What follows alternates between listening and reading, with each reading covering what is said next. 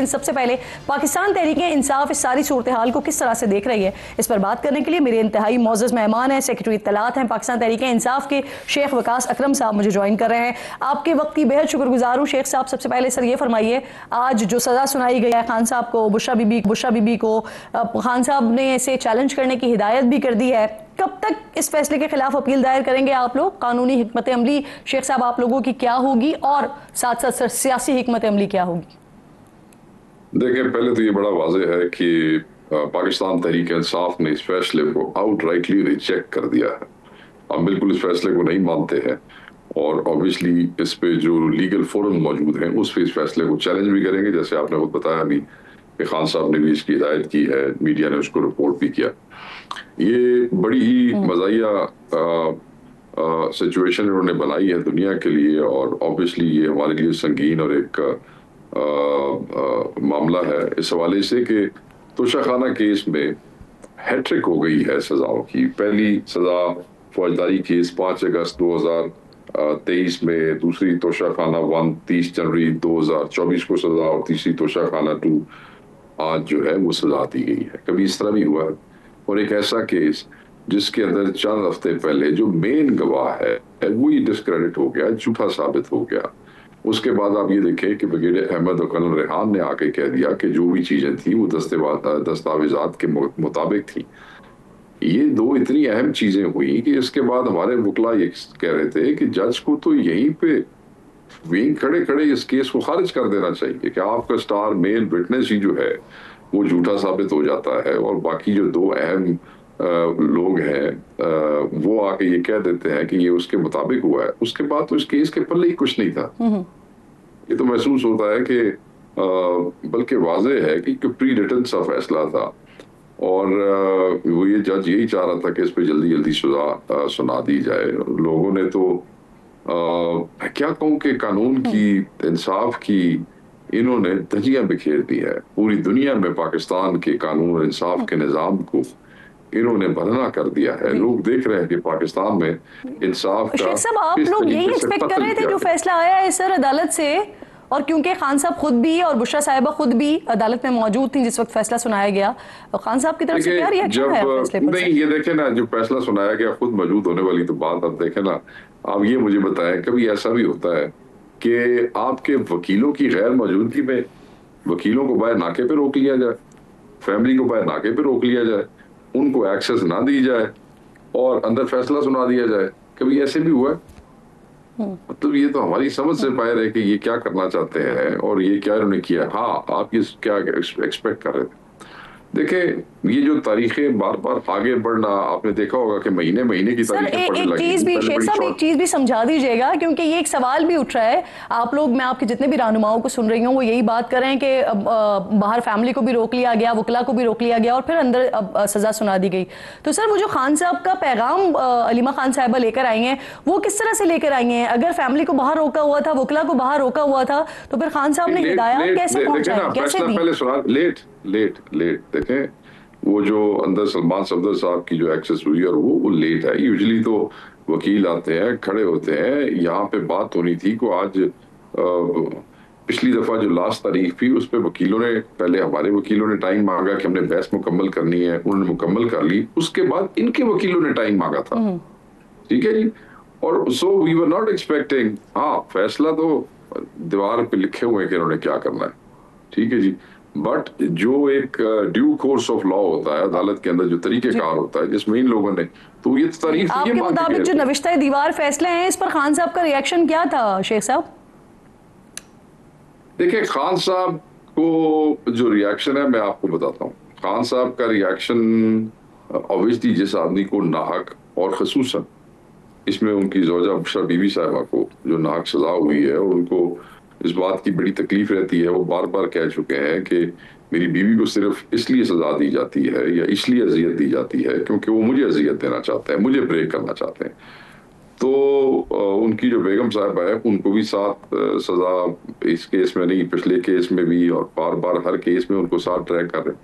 खान को तो नाहक दे ही दे रहे हैं, तो बिल्कुल उसमें बंदे को गुस्सा भी आता है, रिएक्शन भी होता है और उसमें ज्यादा अहम चीज ये है कि ये सिर्फ सजा का तो पता है कि क्या होना है और उस पर तो रिएक्शन है ही है। जो आइसोलेशन में खान साहब को रखा हुआ है 22 से 23 घंटे अलहदा 6x8 के सेल के अंदर, दैट आइसोलेशन जो है उस वो भी एक गुस्से और रिएक्शन का बायस होती है और it is only natural, it's only human जी कि लोग अच्छा शेख साहब, अब क्योंकि मूवमेंट चलाने की बात कर दी ना खान साहब ने, सुहेल आफरीदी साहब को, वजीर आला को ये पैगाम पहुंचा दिया खान साहब ने, तो सर इस बात का डिसीजन लेने का इख्तियार भी सुहेल आफरीदी साहब को दे दिया है कि एहतजाज का आगाज कब करना है, कैसे करना है, या ये अभी भी महमूद खान साहब के पास है और मूवमेंट की हिदायत जो है वो सुहेल साहब के पास है?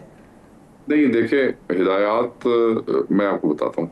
आज तो उन्होंने नाम लेके लीमा खान साहबा ने कह दिया ना कि भाई सुहेल के हवाले से ये मैसेज है। आपको याद होगा इन चंद हफ्तों पहले उन्होंने ये कहा था कि खान साहब कह रहे हैं बस आप अपनी तैयारी रखें।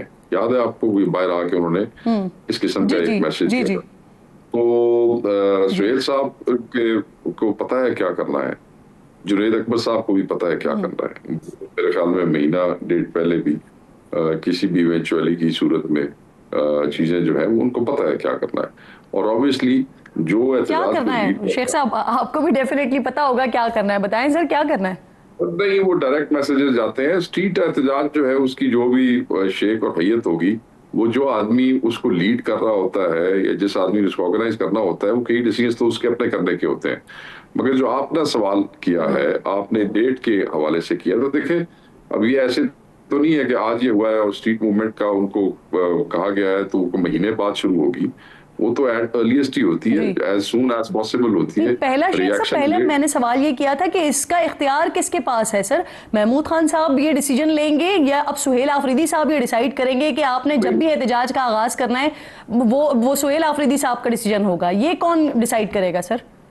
ये तो अब सुहेल आफरीदी साहब का नाम लिया गया है ना, आपने देखा कि उन्होंने नाम लेके कहा है। पहले भी इन्हीं का नाम लिया गया था, अचकजई साहब का, वो भी खान साहब का हुक्म था।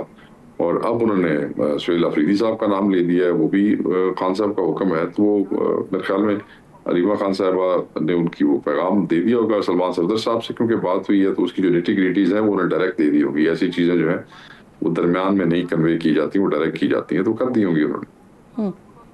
पब्लिकली उन्होंने कह दिया कि आप देखे ना, मज़ाहमत के हवाले से आपने असद कैसर साहब को भी सुना, आपने आज सलमान अकरम राजा साहब को भी सुना, उनका मौक़िफ़।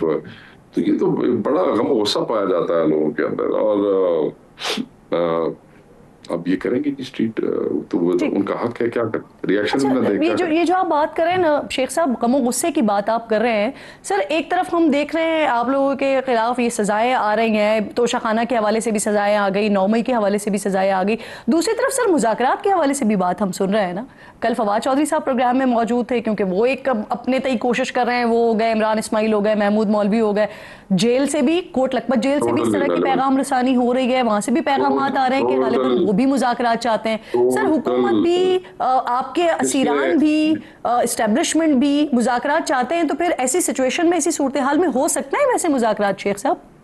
मुज़ाकरात इमरान खान साहब की मर्जी के बगैर नहीं हो सकते। कोई भी चाहता है तो चाहता रहे, इससे कोई फर्क नहीं पड़ता। एंड ये इररिलेवेंट लोग हैं, आप नहीं चाहते? ये इररिलेवेंट लोग हैं और ये चाहते हैं कि जो बेचारे असीराने कोट लखपत है, जिनकी बहुत बड़ी कुर्बानियां हैं, इनके नाम जब उनके साथ मंसूब होते हैं तो उन बेचारों की कुर्बानियां जो हैं वो भी वर्कर की नजर में वो हो जाती हैं। तो मैं उन्हें कल भी एक प्रोग्राम में कहा था कि उनको भी इन लोगों से दूर रहना चाहिए। अब इमरान खान को जेल में दूसरी दफा सजा हो गई है, तीसरी दफा इस केस में सजा हो गया। शेख साहब आप खुद मान रहे हैं कि वो जो असीरान हैं, वो पिछले 1.5-2 सालों से जो जेलों में मौजूद हैं, ये दूसरा खत उनका आया है, वो मुज़ाकरात चाहते हैं। एक तरफ खान साहब मुज़ाकरात नहीं चाहते, दूसरी तरफ आप ही के असीरान हैं जो मुज़ाकरात चाहते हैं। वो भी समझते हैं कि टेम्परेचर बातचीत से ही नीचे आएगा। नहीं, ये टेम्परेचर की जो कहानी है ना, ये तो खास किस्म के टाउट्स इस्तेमाल कर रहे हैं। ये इस्तिलाह जो है ये पिछले 5-6 दिनों से हो रही है। इमरान खान साहब की पार्टी का फैसला और इस्लाम और इमरान खान साहब की पार्टी से मुज़ाकरात इमरान खान की मर्जी के बगैर कौन कर सकता है? ये जो लोग इस किस्म की शिक्षे छोड़ रहे हैं वो वही है जो वजारतें जिन्होंने इमरान खान साहब से ली, अच्छे दौर गुजारे, जब खान पे आजमाइश आई, तो वो लोग टेम्परेचर कम करने के लिए ट्वीट करके छोड़ गए थे, टेम्परेचर कम करने के लिए प्रेस कॉन्फ्रेंस करके छोड़ गए थे, टेम्परेचर कम करने के लिए उन्होंने खान को और पार्टी दोनों को डंप किया था। तो ये इस्तेलाह जो है ये बड़ी नटोरियस है। इमरान खान ही फैसला करेगा। आप लोगों के लिए जो अभी मौजूदा क़यादत है उनके लिए वो कहते हैं कि जेलें हमने काटी हैं, तकलीफ हमने बर्दाश्त की है, मुश्किलात हमने बर्दाश्त की, इलेक्शन के दिनों में जेलों में हम थे और इस वक्त एंजॉय आप लोग कर रहे हैं। ये वो काउंटर नैरेटिव देते हैं आप लोगों के लिए। अच्छा शेख साहब एक और बात ये भी, आपने बात की जवाब ले, चले आप जवाब दें, आपने बात की जवाब है, देखें एंजॉय आप लोग कर रहे हैं, प्लीज एंजॉय आप लोग कर रहे हैं।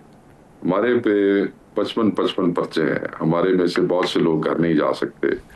उमर अयूब को सालों सजा हो गई, शिबली को सालों सजा हो गई, इज़्ज़ताज गुल बेचारी पार्लियामानी लीडर थी उसको सालों सजा हो गई।